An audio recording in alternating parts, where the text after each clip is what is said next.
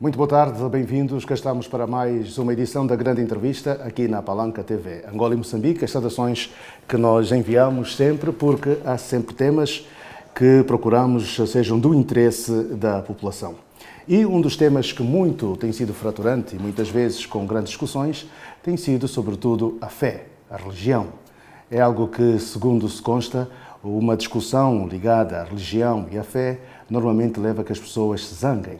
Mas aqui não é tanto uma zanga, é sobretudo para falarmos um pouco do direito, da liberdade religiosa e também falarmos um bocadinho sobre o que é que as mais variadas confissões que existem no nosso país têm feito para o desenvolvimento. Está convidado hoje para o nosso programa o Reverendo Pastor Fernando Canguana Kamalandua. Bem-vindo. Muito obrigado. Boa tarde. Boa tarde, caros jornalistas. Portanto, o reverendo é líder e representante geral da Igreja Mensagem do Último Tempo, em Angola.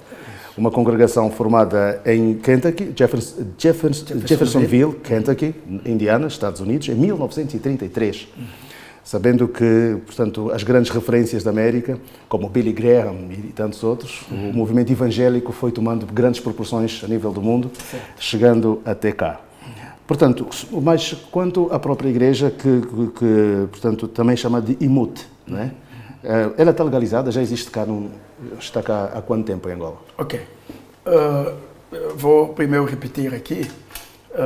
A igreja foi fundada em 1933, nos Estados Unidos, pelo nosso profeta William Marion Branham. Mas aqui em Angola chegou em 1986, que começamos. Foi um pequeno grupo de 15 a 20 pessoas. E a igreja, ao longo do tempo, foi legalizada em 1996. Daí, a igreja começou a crescer já. Desde aí, hoje, a igreja já ganhou o território nacional. E imagina, desde 15 a 20 pessoas, agora contamos mais ou menos 80 mil pessoas ao nível nacional. 80 mil crentes. 80 mil crentes. Reverendo, quando as pessoas entram para fundar uma congregação ou para abrir uma congregação religiosa, o que é que motiva? Muitas vezes as discussões que nós encontramos é que o motivo é o dinheiro, o motivo é encontrar uma maneira de explorar os mais pobres. O que é que motiva, portanto, a criação de uma entidade religiosa? Logicamente, o que leva a pessoa a criar uma igreja é levar a salvação das almas. Mas não podemos descartar aquela outra razão, porque depende do motivo de cada um de nós. Mas para IMUT, quer dizer que a mensagem do último tempo, o objetivo é único, é ganhar as almas para o Senhor Jesus Cristo. Mas, portanto, têm sido confrontados muitas vezes com esse tipo de acusações também? Certamente temos. Aconteceu ultimamente a ser acusado, ou a igreja a ser acusada, que está a fazer burla de dinheiro, mas o problema é que não tem vítima, porque quando há acusações, devemos ter vítimas. E imagina nós começarmos, como acabei de dizer, localmente, hoje fizemos uma construção de 3 pisos. Uma igreja grande, com uma capacidade de receber 5 mil pessoas. E isso não é dinheiro que não vem de fora, mas são as contribuições dos próprios fiéis. Então, se havia burla, a igreja não podia realizar uma obra tanto grande assim. É para dizer que trabalhamos para ganhar as almas, para a mudança, a transformação da vida das pessoas. Como reverendo, certamente com formação em teologia, o mundo também entrega assim com várias denominações que existem. Portanto, isto não cria também alguma confusão nos fiéis ou a visão é única para com Deus? A confusão nunca vamos impedir isso. Ou digamos, a contradição nunca vamos evitar. Porque logo no Jardim do Éden tinha acontecido. Ao longo da viagem do povo de Israel, acontecia. E hoje não há ninguém que pode impedir. Onde que tem um grupo de pessoas, a confusão sempre vai existir. Mas o povo de Deus olha e deve olhar sempre a palavra de Deus. Porque o povo foi chamado não é para uma confusão, o povo foi chamado para olhar a palavra de Deus. E Deus, ele próprio preveu que há duas sementes diferentes.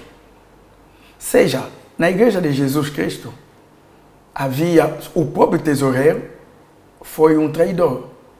Jesus Cristo sabia, trabalhou com ele durante 3 anos e meio. E ele que traiu e vendeu o mestre, Jesus Cristo. E se pode se lembrar, um dia uma senhora veio para lavar os pés de Jesus Cristo. E o Judas, que a tendência era sempre dinheiro, não era para ganhar as almas, o Judas fez lembrar a Jesus Cristo, dizendo que mais está a gastar o perfume que podemos vender e ajudar os pobres. E o mestre disse, eu estou aí, vocês terão com vocês sempre os pobres. Então, essa confusão nunca vai terminar. Mas devemos saber lidar com eles, porque é importante ter eles. De uma forma ou outra, e eles estão lá para ajudar também a obra de Deus, para cumprir as profecias.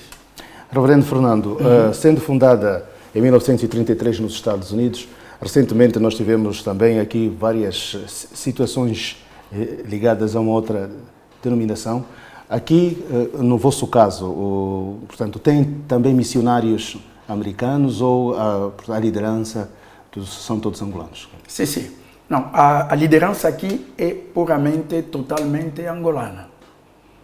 Mas temos missionários da América do Sul, dos Estados Unidos, que costuma também a trabalhar e a nos visitar aqui. E já vieram aqui várias vezes. A primeira vez foi em 91, que recebemos missionários que saíram da França. E ao longo do tempo recebemos sempre. Do Brasil, trabalhamos muito com Brasil, Moçambique, e Paraguai, Bolívia, são os países que trabalhamos muito. Nesta fase, estão apenas concentrados com a mensagem religiosa ou também estão inseridos, portanto, na responsabilidade social? E temos também uma responsabilidade social. E apesar que ainda não temos obras sociais em si, mas é o plano que nós temos, porque concentramos nossos esforços para terminar primeiro o edifício e temos muitos templos ao nível também nacional, mas ainda não temos obras assim sociais como hospitais, clínicas, mas é um escola, desejo, mas é um desejo e temos já planta para isso, já adquirimos terrenos. E daqui a pouco, acho que pela graça de Deus, vamos já implementar o nosso projeto. Acha que o povo angolano é muito religioso? Com certeza. O que é que justifica dizer isso? Porque hoje temos já muitas igrejas e em relação com os outros países, aqui em Angola, antigamente, digamos, antes de 1990, a igreja era só a igreja católica, se permite para mim falar disso, mas hoje não é. Hoje as igrejas são cheias. Posso me referir à nossa igreja. De 20 pessoas, em 86, localmente a 3.000 pessoas, localmente, sem fazer a evangelização. Quer dizer que a nossa reputação que foi a nossa evangelização. Então, é para dizer que o povo angolano é um povo religioso. Cada um de nós, aliás, se perguntar, fazer pesquisa, pertence a uma religião, hoje. Fazendo a pergunta ao contrário, em termos sociológicos, o que é que os crentes vão à busca, para além da palavra? Acho que os crentes vão à busca da paz. Uma paz interior, uma tranquilidade, porque a palavra de Deus não oferece só a salvação, a palavra de Deus oferece também a paz interior. E hoje a sociedade enfrenta muita coisa, muita dificuldade. Vamos pegar só essa pandemia. Sem a palavra de Deus, fica um pouco difícil de lidar com isso. Mas quando chega a Deus, Deus te tranquiliza. Temos promessas bíblicas que falam da doença, temos promessa que fala da cura, temos promessa que, a ler a Bíblia, a escutar a palavra, você não fica mais agitado, fica tranquilo. E quando o indivíduo está com medo, o medo chama a doença. Mas quando você fica calma, recebe a paz da palavra, isso faz para o homem ou o indivíduo na sociedade viver em paz e ultrapassar a situação. Mas, reverendo, não acha que muitas vezes também a questão... As pessoas vão à busca da paz, né? E não temas é certamente um dos principais temas que a igreja tem. Não temas, né, para enfrentar, e quem é religioso sabe exatamente o que é que isso quer dizer. Mas nota-se que também alguma ostentação, né? Olhamos para umas igrejas, vemos que as pessoas que estão à frente também são ostensivas para questões materiais. Isso não está a minar um pouco aquilo que é a percepção social para com algumas denominações religiosas? Com certeza. Com certeza, e não posso descartar isso. E aqui não posso ser um juízo para as outras religiões. E isso acontece. Porque normalmente a igreja deve viver dos dízimos e das ofertas voluntárias. Isso é sacramental. É isso. E isso é bíblico. Além disso, se a igreja tem a construção, caso da nossa igreja, a igreja pode fazer crédito ao banco, porque isso não é proibido. E a única fonte que a igreja tem, se a igreja é nova, são os fiéis. Mas é proibido, não é bom, a minha pobre visão, de exigir a mais do que a Bíblia exige. Porque são as ofertas voluntárias. Orçamento vai ser dado para atingir aquele orçamento, mas os crentes não podem fazer aquilo que ultrapassa o que eles recebem. E esse dinheiro também não pode ir no bolso do dirigente, digamos, do pastor. Porque uma igreja deve ter uma organização, deve ter um tesoureiro, deve ter os administradores, porque o pastor deve se dedicar à palavra de Deus. E deve colocar pessoas que devem gerir esse dinheiro. Então, eu não acredito que os crentes devem levar um peso que ultrapassa o esforço deles. Reverendo, portanto, hoje que se fala muito na teologia da prosperidade, não é?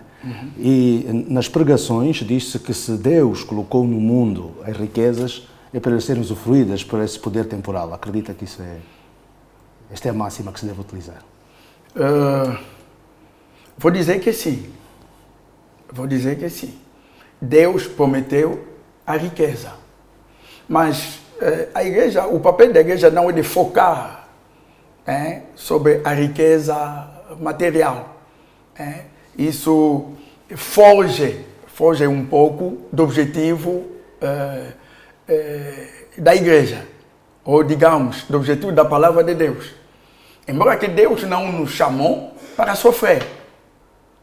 Deus não nos chamou para sofrer. Temos Moisés, temos Abraão. Abraão era realmente um rico. Tinha trabalhadores.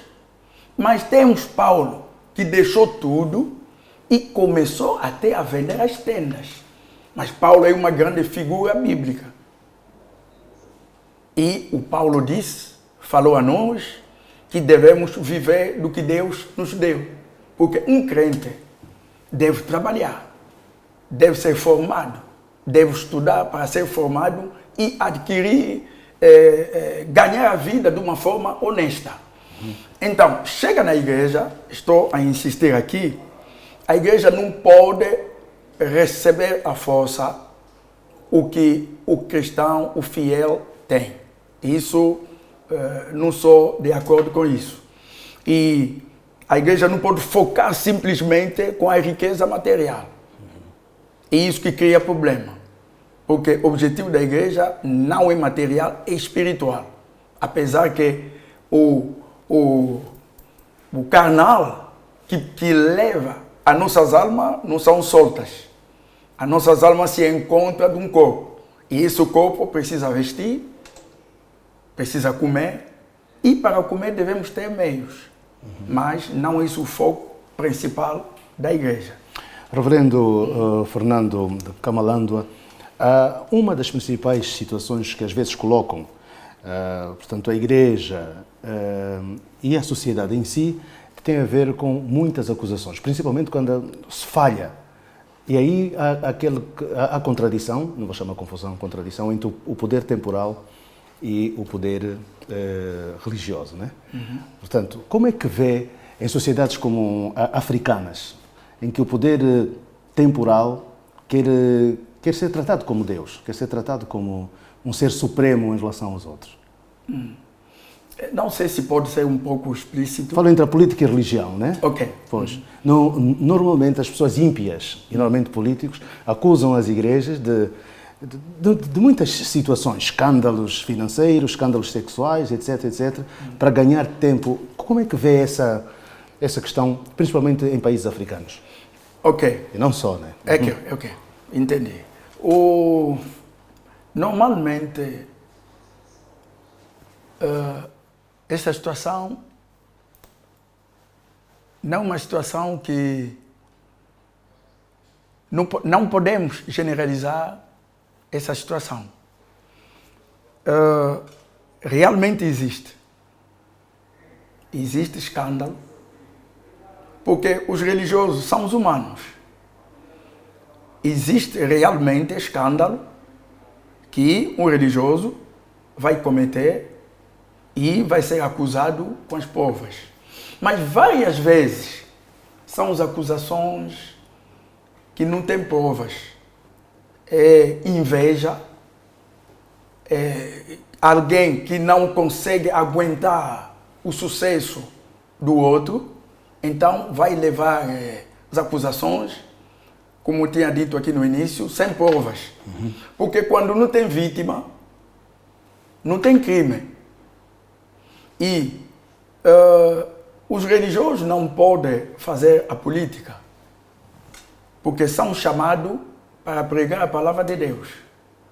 Mas, quando um religioso faz política, é onde que as coisas vão mal. Mas, o que diz escândalo, isso realmente existe. Mas vou dizer no nosso caso, permita falar aqui do nosso caso. No nosso caso, não temos isso. Porque nós temos a trabalhar, temos as nossas entrevistas são abertas, os nossos cultos são abertos, então na nossa igreja, Messias do Último Tempo, não temos isso. Pelo contrário, enquadramos os jovens, temos reuniões com jovens, para enquadrar os jovens, e temos reuniões também para os casados, e isso para nós é um caso que nunca existiu e nunca também vai existir pela graça de Deus.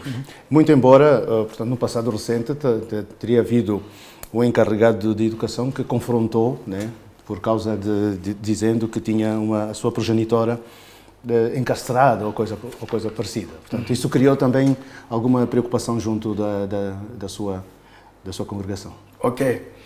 Muito obrigado. Felizmente, esse caso foi ultrapassado e foi levado até a PGE, e tem um documento aqui comigo, e dia 26 do mês passado, a PGE se pronunciou, depois de averiguar, de fazer pesquisa e inquérito, foi visto que o pastor Fernando Kamalandwa não tem crime nenhum.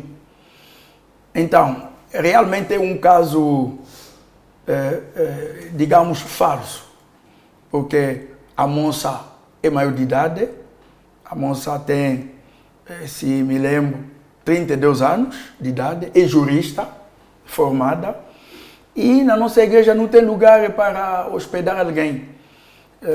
A moça recebeu a palavra recentemente, há 2 anos atrás, e simplesmente o pai não queria se conformar com a mudança ou a crença do que da filha. E é o primeiro caso que nós tivemos na nossa igreja. E o pastor foi levado à esquadra, foi levado a SIC, e quando chegamos lá, e para mim foi uma triste história. Sentaram-se com o pai um lado, a filha do outro lado e o pastor no meio. Não é o papel da igreja. E a igreja nunca desejou isso. Mas o procurador foi bem claro a dizer que o pastor Kamalandwa, ou, digamos, a igreja Ministério do Último Tempo, não tem crime nenhum. Não tem crime porque a moça, ninguém foi chamar a moça da mesma forma que ela recebeu a palavra de livre vontade. E tem uma prima dela que convertia de convidado. A prima já fez mais de 17 anos na nossa igreja. E a filha a mesma coisa. Conversa com o pai visita a filha. E ouvi ultimamente eles tiveram festa, um casamento na família. A filha foi, participou na festa. É para dizer que a igreja Ministério do Último Tempo não separa a família. Muito menos, não sei o que nos pode dizer, mas se nós olharmos um pouco para aquilo que na cidade chamam de intolerância religiosa. Não? É isso que aconteceu. Intolerância da parte do pai ou da parte da igreja? Não, intolerância na parte do pai. Vocês não são exclusivos? Não.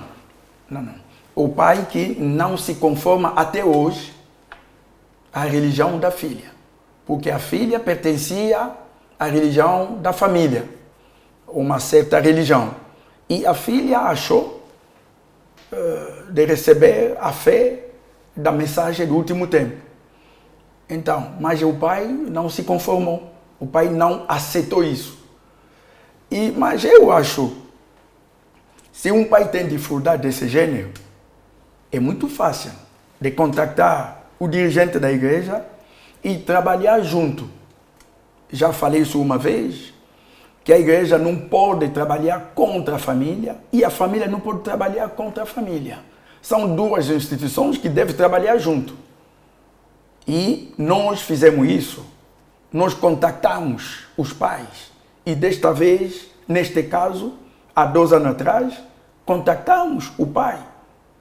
E o pai enviou, a nossa porta foi sempre aberta. Enviou o doutor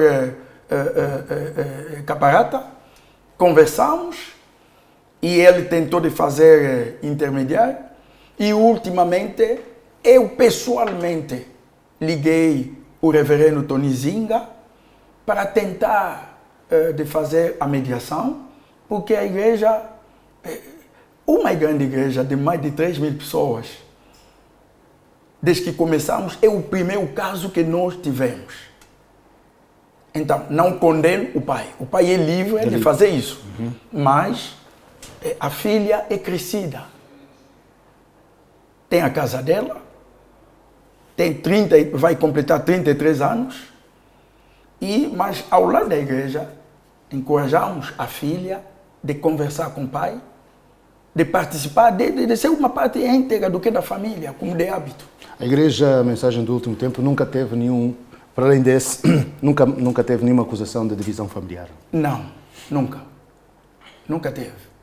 Para já, o nosso profeta William Mario Branham participava nas reuniões da família.